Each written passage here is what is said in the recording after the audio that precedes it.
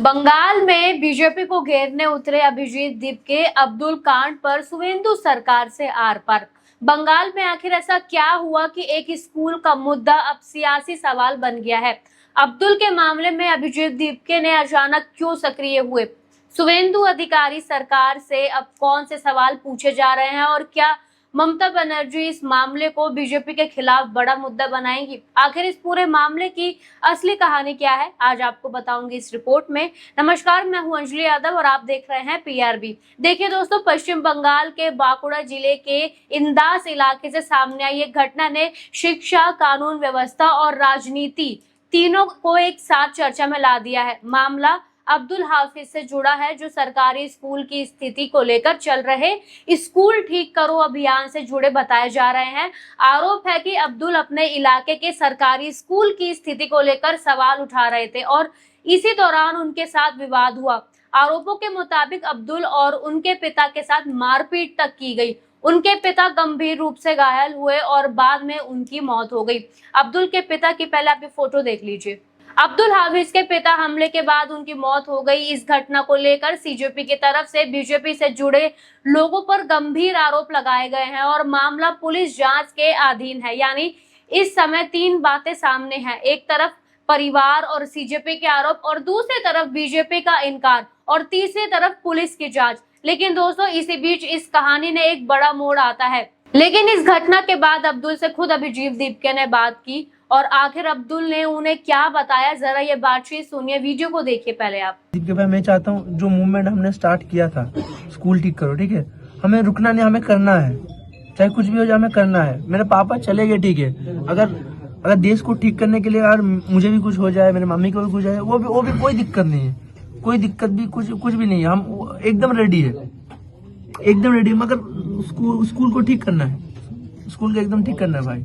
देखिए दोस्तों, इस बातचीत के बाद ये साफ है कि मामला अब अभिजीत दीपके के संज्ञान में भी आ चुका है। अभिजीत दीपके भी अब इस पर कड़ा एक्शन ले भी सकते हैं और अभिजीत दीपके ने इसे सिर्फ बातचीत तक सीमित नहीं रखा, उन्होंने अपने ऑफिशियल एक्स अकाउंट से भी इस पूरे मामले को लेकर पोस्ट किया है। ये पोस्ट खुद अभिजीत दीपके के ऑफिशियल अकाउंट से है, जरा ये पोस्ट को ध्यान से देखिए। यानी अब्दुल के मामले को लेकर अभिजीत दीपके की तरफ से सार्वजनिक तौर पर प्रक्रिया सामने आ चुकी है और परिवार के लिए न्याय की मांग उठ गई है और अभिजीत दीपके ने अब्दुल और उसके परिवार को हौसला भी दिया है। अब दोस्तों, सवाल ये है कि क्या इस मामले में सिर्फ आरोप ही लगे हैं या पुलिस ने कोई कार्रवाई भी की है? और यहीं से सामने आती है बीजेपी से जुड़ी गिरफ्तारी की खबर। पहले आप ये रिपोर्ट को ध्यान से देखिए।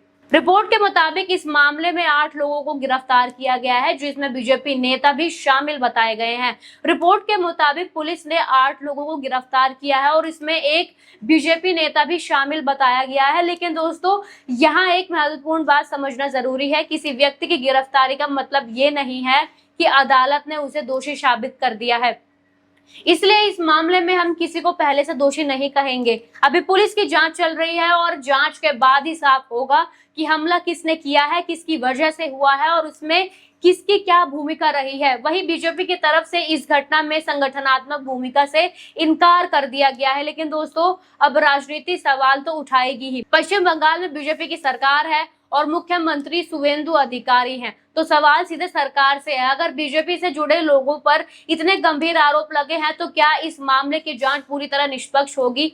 क्या पुलिस पर किसी तरह की राजनीतिक दबाव नहीं होगा? और अगर जांच में कोई बीजेपी नेता या कार्यकर्ता दोषी पाया जाता है, तो क्या सरकार उनके खिलाफ भी उसी तरह कार्रवाई करेगी जैसे किसी दूसरे आरोपी के खिलाफ की जाती है? क्योंकि बीजेपी जब बंगाल में विपक्ष में थी, तब ममता बनर्जी सरकार पर कानून व्यवस्था और राजनीतिक हिंसा को लेकर लगातार सवाल उठाती थी। अब सत्ता बीजेपी के पास है, इसलिए आज वही शुवेंदु अधिकारी सरकार के सामने खड़े हैं। क्या सत्ता बदलने के बाद बंगाल में कानून व्यवस्था का पैमाना भी बदल गया है या कानून वास्तव में सबके लिए बराबर रहेगा? अब दोस्तों, दूसरी तरफ ममता बनर्जी के टीएमसी के लिए भी जुड़ा ये मुद्दा बीजेपी सरकार को घेरने का मौका बन सकता है। ममता के पास बहुत अच्छा मौका है ये, क्योंकि जिस बंगाल में टीएमसी सरकार लंबे समय तक सत्ता में रही, वहां भी बीजेपी लगातार राजनीतिक हिंसा और कानून व्यवस्था के मुद्दे उठाती रही थी। अब वही बीजेपी सत्ता में है और उसी से कानून व्यवस्था पर सवाल पूछे जा रहे हैं। यानी राजनीति का पहिया घूम चुका है, लेकिन यहाँ टीएमसी से भी सवाल बचता नहीं है, क्योंकि ममता बनर्जी की सरकार के दौरान भी सरकारी स्कूलों की स्थिति और राजनीतिक हिंसा जैसे मुद्दे उठते रहे हैं। तो अगर टीएमसी आज इस मामले को बीजेपी के खिलाफ मुद्दा बनाती है तो बीजेपी पलटकर अपने शासनकाल के पुराने सवालों का जवाब भी मांग सकती है। यानी इस पूरे मामले में दोनों बड़ी पार्टियां एक दूसरे को घेर सकती हैं, लेकिन इस राजनीतिक लड़ाई के बीच असली मुद्दा कहीं पीछे नहीं जाना चाहिए, क्योंकि अब्दुल जिस मुद्दे को लेकर आवाज उठा रहे थे वो सरकारी स्कूल की स्थिति को लेकर था। गांव का सरकारी स्कूल सिर्फ एक इमारत नहीं होता, वो हजारों बच्चों के भविष्य से जुड़ा होता है।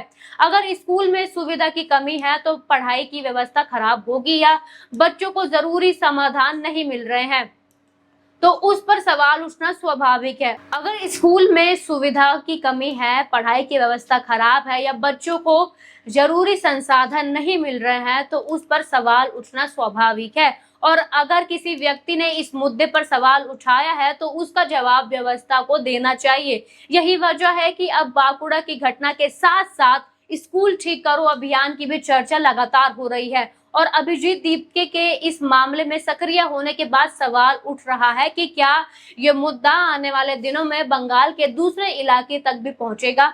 अब्दुल से बातचीत भी हो चुकी है, अभिजीत दीपके का ऑफिशियल पोस्ट भी आ चुका है, पुलिस कार्रवाई की रिपोर्ट भी सामने है। तो अब निगाह इस बात पर है कि अभिजीत दीपके की टीम आगे क्या कदम उठाती है। क्या टीम बांकुड़ा जाकर परिवार के लिए न्याय की मांग करेगी? क्या सरकारी स्कूलों की स्थिति को लेकर अभियान तेज होगा? और क्या छात्र और युवा इस मुद्दे से जुड़ेंगे? अगर ऐसा होता है तो ये सिर्फ एक स्थानीय घटना नहीं रहेगी, ये बंगाल में शिक्षा और कानून व्यवस्था को लेकर एक बड़ा राजनीतिक मुद्दा बन सकती है। तो दोस्तों, बांकुड़ा की इस घटना ने कई सवाल खड़े कर दिए हैं। अब्दुल के पिता की मौत की पूरी सच्चाई क्या है? हमले के पीछे कौन था?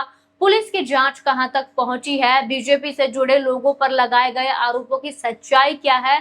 और सबसे बड़ा सवाल, क्या शुवेंदु अधिकारी सरकार इस मामले में निष्पक्ष जांच और दोषियों पर कार्रवाई सुनिश्चित करेगी? वहीं ममता बनर्जी और टीएमसी क्या इस मुद्दे को सिर्फ बीजेपी के खिलाफ राजनीतिक हथियार बनाएगी या परिवार के न्याय और शिक्षा के मुद्दे पर भी आवाज उठाएंगी? और अभिजीत दीपके की टीम आगे क्या करती है, ये भी देखने वाली बात होगी। फिलहाल सबसे जरूरी बात यह है कि इस मामले को निष्पक्ष जांच हो और अगर कोई दोषी पाया जाता है तो उसके खिलाफ कानून के मुताबिक कार्रवाई होनी चाहिए। आपको क्या लगता है, क्या इस मामले में शुवेंदु अधिकारी सरकार को सार्वजनिक तौर पर जवाब देना चाहिए? और क्या सरकारी स्कूलों की बदहाली के मुद्दे को राजनीति के ऊपर उठाकर देखा जाना चाहिए? आप अपनी राय हमें कमेंट सेक्शन में जरूर बताइए। वीडियो पसंद आया हो तो लाइक कीजिए, शेयर कीजिए और चैनल को सब्सक्राइब जरूर कीजिए। धन्यवाद।